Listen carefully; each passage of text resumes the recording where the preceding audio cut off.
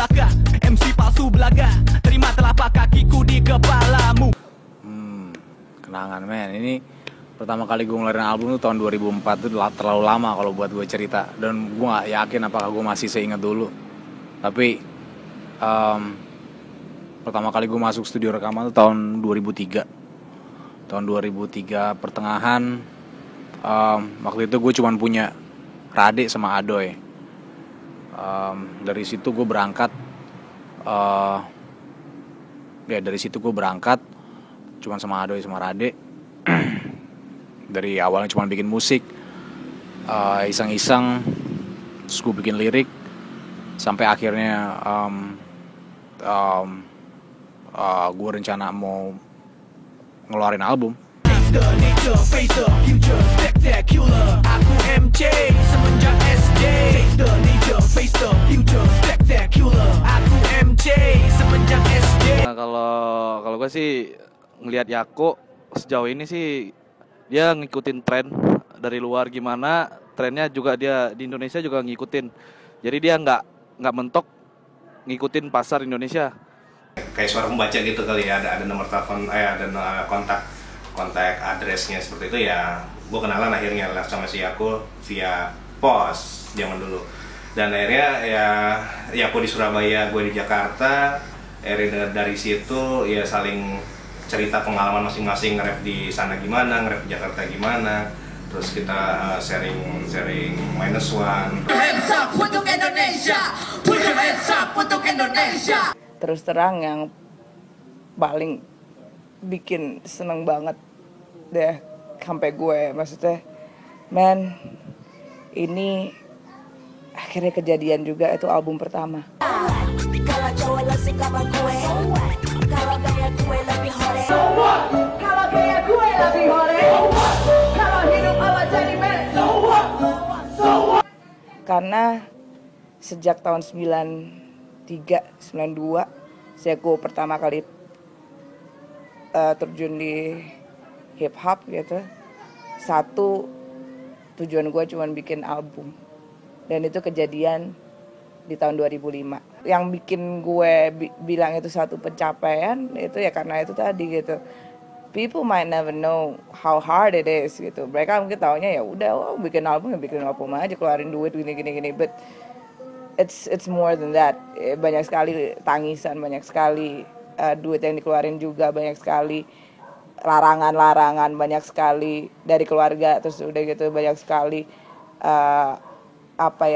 kesabaran yang dibutuhkan untuk bisa keluarin album pertama itu. Genre yang paling punya sikap, paling punya attitude, paling punya swag. Mungkin ini nggak terlalu make sense sih buat beberapa orang, tapi hip hop sort of taught me how to be a man. Girl, I can't wait till the sun comes down, 'cause a good girl is so hard to find. See, I'm trained to obey your order, just like a soldier. Sir, yes sir, I wanna be a number one. Without you I'm half blank, like -1. I think about you all the time, before I go to sleep every night, first thing in the morning. Dan gue sempat juga ngemail, kan gue beli CD kasetnya Pesta Rap. Terus ada kan kalau mau tahu info lebih lanjut ada email, terus gue ngemail saking niatnya tapi nggak pernah dibalas. Seperti biasa. Ya gue nanya gimana cara berteman dengan kalian begitu. Iya bener, soalnya gue dulu jujur waktu pas di Selandia Baru New Zealand tuh gue paling sebel karena gue dibilang ABG gitu, karena gue satu-satunya yang pakai celana gombrong gitu. Terus New Zealand juga kalau rap itu yang ngeledekin orang Indonesia juga yang di sana. Jadi kalau orang bule sih ya standar, nggak masalah. Cuman kalau di sana kan suka ada perkumpulan pelajar Indonesianya gitu. Nah gue tuh sering diledekin, Iwa wannabe banget nih anak gitu. Pokoknya di gitu-gituin lah. Ya begitulah. Tapi berarti ada istilah Iwa wannabe ya? Iya, kenapa gue yang istilah Iwa wannabe? Ya beda banget. Tapi mungkin ya nggak ngerti ya, karena gue juga dulu sempat di sana kerja di radio Indonesia. tapi frekuensinya AM. Tapi gue selalu bawa kaset-kaset pesta rap, Iwake itu selalu gue puterin gitu. Jadi di sela-sela lagu-lagu Melayu yang mendayu-dayu, gue selalu bawa kaset rap, pesta rap sama Iwa. Itu udah wajib. Kadang-kadang boleh diputerin, kadang-kadang nggak boleh. Tetep aja. Being with you bahagianya tak ada kata. Kata cekcok awalnya kita cocok. Pagi siang malam sampai ayam berkokok.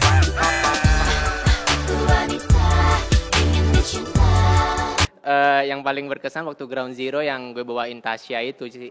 Jadi lupa. Enggak. Maksudnya Tasya itu kan lagu pertama yang gue bikin terus di kota yang bukan komunitas gue sebenarnya. Waktu kan Surabaya. Jadi iya Surabaya. Jadi waktu Yaku menang terus rap tuh gue juga ikutan lomba cuman kalah. Kalah mulu. Tahu dong zamannya Yaku masih kribo gitu tahu. Gue sih tahu-taunya pas SMA ya tahun 94-an gitu. Udah. Jadi waktu yang Yaku bilang 91 sih gue masih main basket, terus masih main teater. Cuman pas zaman SMA kelas 1 naik kelas 2 baru gue ikutan lomba-lomba rap di sana. Ya itu si Yako dan Pumpkin rapper crew-nya tuh yang menang mulu. Jadi ya gue kalah mulu sih. Terus tuh acaranya Pumpkin rapper crew emang. Iya mungkin. Oh ternyata politik juga.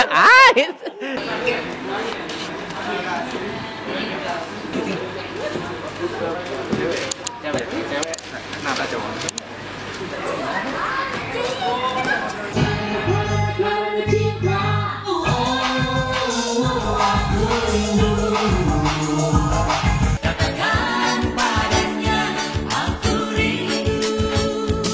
Apabila cinta suka di hati, bola mata sesat buta memandang, melihat api seperti air dan melihat air laksana api. Meskipun banyaknya nasihat asmara, namun tiada satu pengobat rindu. Telinga pun tuli, mata jadi buta, begitu panasnya demam asmara. Back in the day, there was this rapper Mathematics. I don't know if he's still around, but he spit some fire.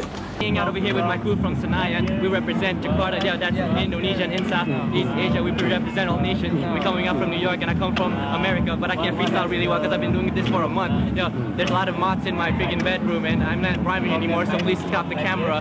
Yo, I'm gonna bust out of here because I'm all nervous and shit.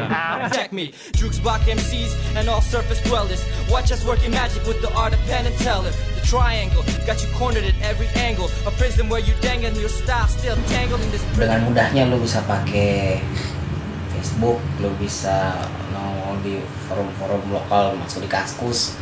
Lo bisa, intinya lo bisa pakai internet dengan mudah untuk mengekspresi diri lo gitu.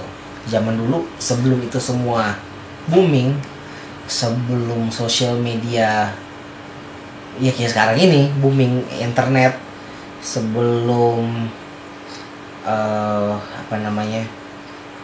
kalau bisa ngerti sebelum belum bisa upload klip lo di YouTube, sebelum Kaskus punya gaya bahasanya sendiri. Ada satu forum namanya Hipopindo yang jadi tempat nongol portal forumnya anak-anak hip hop ngobrol gitu.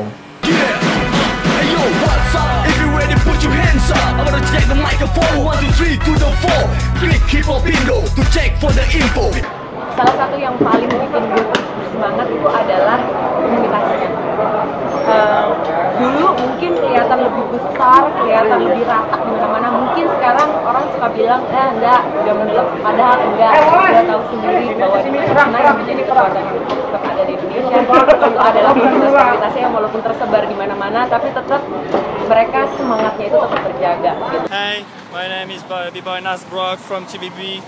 A big shout out for hiphop.indo.net and a big shout out for One, two, three,